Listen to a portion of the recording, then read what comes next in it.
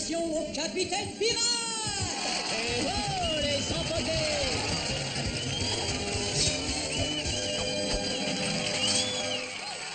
Bienvenue à Alors on veut devenir pirate. Ma mission est de vous donner toute l'aide et les conseils nécessaires pour devenir une fringante mais sensible terreur des hautes mers. Alors commençons sans plus attendre.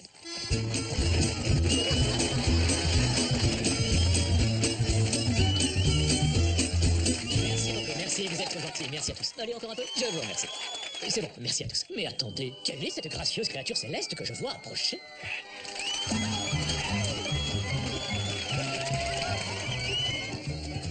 Oh, qui c'est la plus mignonne? Et voici notre première question. Rupert, pirate en herbe de Melbourne, nous écrit: cher capitaine pirate, j'ai une piètre mémoire et j'oublie toujours où j'enterre mon trésor. C'est une catastrophe. Avez-vous une solution? Ne t'inquiète pas, Rupert. Ça arrive aux meilleurs d'entre nous. Ce qui t'aiderait, c'est d'avoir une carte. J'essaie d'avoir toutes mes cartes au trésor tatouées sur mon ventre pour être sûr de ne pas les perdre. Et pour démontrer l'utilité d'avoir une carte, j'ai envoyé le pirate au foulard à la recherche du trésor. Voyons comment il s'en sort. Si je me fie à cette carte, il doit être enterré quelque part. Par ici.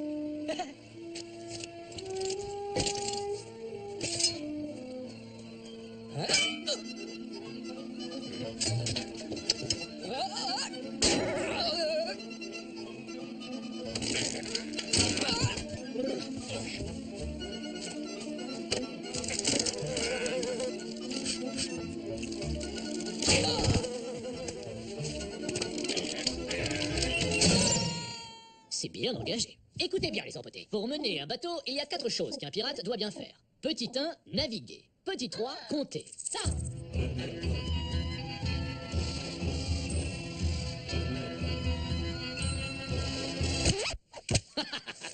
Et la dernière des choses, et non la moindre, petit 2, mesurer le vent. Qui pourrait mieux expliquer cette importante science nautique qu'un important scientifique? Un homme dont le nez est légèrement trop petit pour son visage, mais est cependant un bon ami. Monsieur Charles Darwin.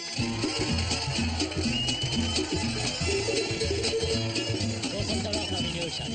Merci, capitaine. Donc, le vent. Capricieuse matière, invisible, intangible et inodore. Sauf quand Monsieur Bobo mange du chou de Bruxelles. Et pourtant, le vent peut vous ôter votre chapeau.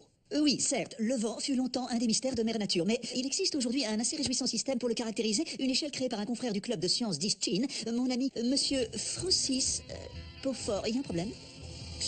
Le vent, voyez-vous, n'est rien de plus qu'une masse d'air se déplaçant entre... Capitaine! Prends ça, vermine! Quoi? Pardon, Charlie, une vrillette. Une vrillette? Oui, c'est ça, un stégobium panicéum, l'ennemi juré des biscuits et du pain. Ne craignez rien, j'ai eu le monstre. Alors, la vitesse du vent. Comme je le disais, ce que Beaufort a créé, c'est une toute nouvelle... Oui, je t'arrête tout de suite. Je savais que tu pourrais être un rien assommant, donc j'avais prévu qu'au lieu d'un discours, tu nous ferais une démonstration de l'échelle de machin en direct dans ce studio. Une démonstration... Je ne suis pas sûr de bien vous suivre. Au boulot, Charlie. Eh bien, l'échelle de Beaufort est divisée en plusieurs types de vents. Oui, par exemple, un vent de force 2 est une légère brise. Oui, un peu dans ce genre-là. Alors qu'un vent de force 4, une jolie brise est vraiment assez perceptible. Oh, pas si vite, fripouille à 6 pattes. C'est certainement un vent de force 6.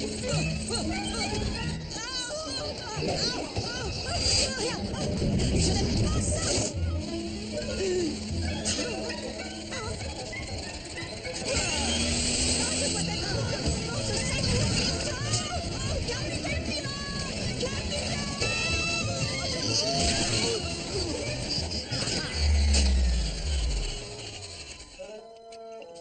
Charles? Charles? Ah, eh oh! Et on applaudit très fort Charles Darwin. Allons voir où en est cette canaille à foulard.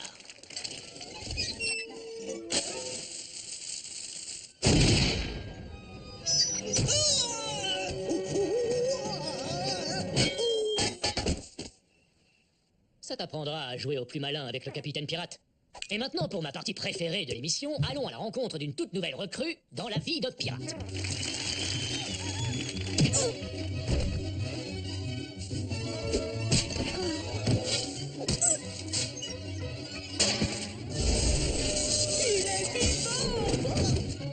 C'est ainsi que Ah ah! Félicitations, malheureuse gamine. Tu viens d'être méticuleusement sélectionnée pour rejoindre mon équipage de pirates. Oh, fantastique! Quoi? Tu n'es pas terrifié? Tu sais, d'habitude, les nouvelles recrues sont terrifiées. C'est vrai, toute une vie partagée entre monstres et barbarie. Oh. Ce doit être un petit peu terrifiant, non? Non, j'adore les monstres et la barbarie. Et j'ai toujours voulu voyager. Oh, c'est vous sur la photo? Ma mère avait une barbe comme la vôtre. Quoi? Oui, alors je ne suis pas sûr que vous saisissiez réellement dans quoi vous... Regardez-moi ça. Remettez... J'adore les longs trucs qui font pas. C'est trop mignon. J'ai une proposition à vous faire. Ça vous dirait de visiter un authentique canon de pirate de l'intérieur? Waouh, fantastique. On y est. C'est l'heure de notre... dîner qui fait peur. Bienvenue dans la cambuse avec moi, le pirate à la goutte. Et moi, le pirate albinos. Aujourd'hui, nous allons vous montrer comment cuisiner le calamar colossal à la sauce citronnée. Tout ce qu'il vous faut, c'est un citron mûr et un calamar colossal. J'ai dit un calamar colossal. Oh, le morceau. Si vous n'arrivez pas à vous procurer un calamar colossal, un calamar géant fera très bien l'affaire. Ou, s'il n'y a pas de calamar, une grosse vache avec des tuyaux d'arrosage collés à ses pattes. Et si vous n'avez pas de citron, entre nous, il n'y a pas de raison que ça soit pas aussi bon sang. D'abord, on doit commencer par attendrir la viande. C'est tendre. Ensuite, on apprête avec soin le citron mûr. On va lui trancher le corps en deux. Et vous fourrez ça dans la gueule large et avide de l'affreux monstre. J'aime garnir ça avec quelques barnacles. Nos petits amis croustillants vont nous faire un peu oublier que le calamar cuit a la consistance d'un vieux pneu. Maintenant, allons voir où en est la cuisson. Magnifique. Il faut compter environ 19 bonnes heures de cuisson. Sans rire. Oh, je me demande où en est numéro 2 de son côté.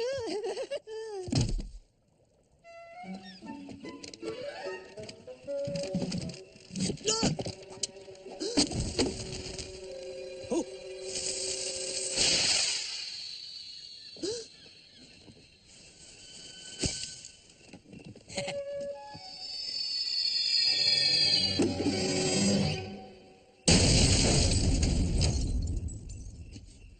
Allez, on s'installe. Ce canon est fantastique. Oui, oui, merci. C'est très sombre. Eh bien, désolé pour la détonation. Bien, écoutez. Il y a une chose que nous, pirates, tenons pour acquise, c'est notre santé. Bien entendu, quelques-uns d'entre nous connaîtront les joies du scorbut. Et certains pourraient même être touchés par la goutte. C'est bon, arrêtez un peu avec ça. Mais, en prenant un air sérieux, il y a une terrible affection qui aujourd'hui ravage la piraterie. Cette affection se nomme l'empothéosténose. Comme Batman ou le requin marteau, cette maladie frappe d'un coup, sans prévenir.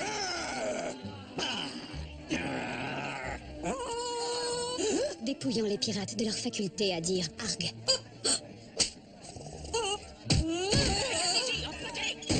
Les conséquences sont des plus dramatiques. Longtemps on a pensé le mal incurable, mais un homme, un visionnaire, a fait renaître l'espoir. Ses méthodes sont cependant peu orthodoxes.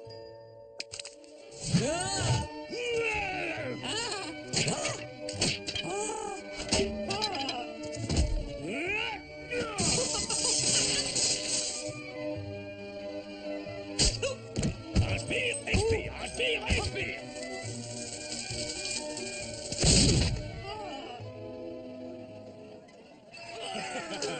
Même qu'on lui a tranché la langue.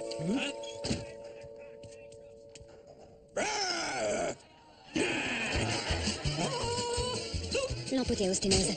Ensemble, nous la vaincrons. Canailles et autres sagouins malfaisants, le roi pirate!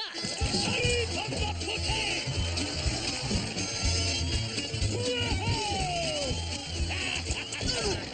Un film particulièrement touchant, roi pirate. C'est formidable de faire des pieds et des mains pour tendre la main à ces pauvres bougres. Tu veux que je te dise, hein? J'aime surtout une chose, le hurlement. Oui, ça je confirme, tu es un excellent hurleur. Et donc tu... Peut-être qu'il y a quelque chose que tu adores hurler. Pas Sabarnak! Pas Sabarnak! Je pourrais hurler ça toute la journée. Pas Sabarnak! Est-ce que tu aurais quelques conseils pour nos pirates juniors? Pas vraiment, non. Irais-tu jusqu'à dire que le secret de ton succès réside dans le hurlement? Oui, le hurlement! Le bon vieux hurlement! Bien sûr. Beaucoup de monde voudrait mettre mon succès sur le compte de ma barbe luxuriante, mais saurais-tu dire d'où ma célèbre barbe tire son propre succès? Les chansons? Bien tenté, mais c'est autre chose. En fait, elle doit tout à ceci. Fait à base de vraie graisse d'ours brun, c'est mon fameux gel, le gel pour barbe du capitaine pirate. Roi pirate, on ose faire un essai? Pourquoi pas?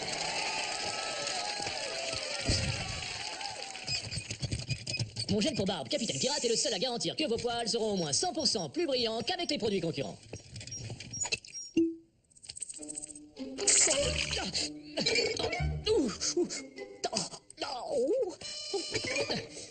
Oui, vous qui rêvez de devenir pirate un jour, je crois que je ne répéterai jamais assez à quel point l'entretien de la barbe est une chose essentielle. Maintenant, on doit laisser reposer un peu le temps que ça agisse. Alors, allons voir comment il se débrouille en cuisine.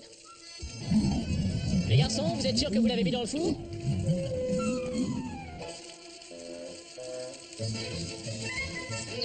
Oui, il se pourrait qu'il faille attendre un poil plus longtemps. Allons jeter un œil sur le pirate au foulard, ça vous dit? Waouh! Eh bien, heureusement, voici une petite distraction.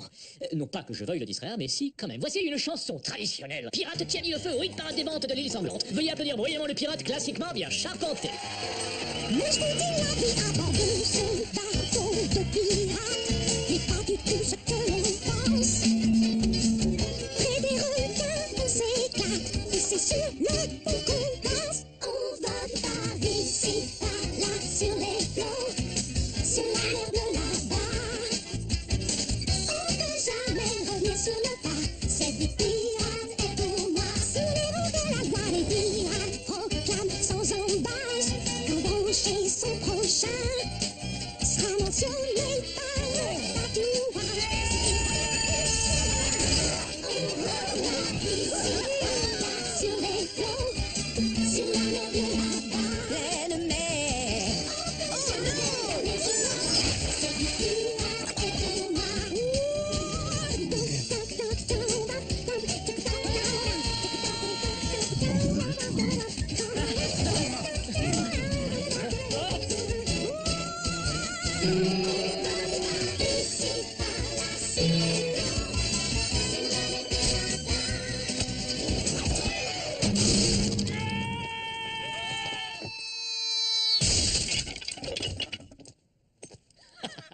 Voilà, bon allez, j'espère que vous vous êtes bien amusés. Ne ratez pas notre prochaine émission spéciale. Nous couvrirons de métal et de tortues géantes et j'essaierai d'introduire le plus gros jambon du monde dans ma bouche.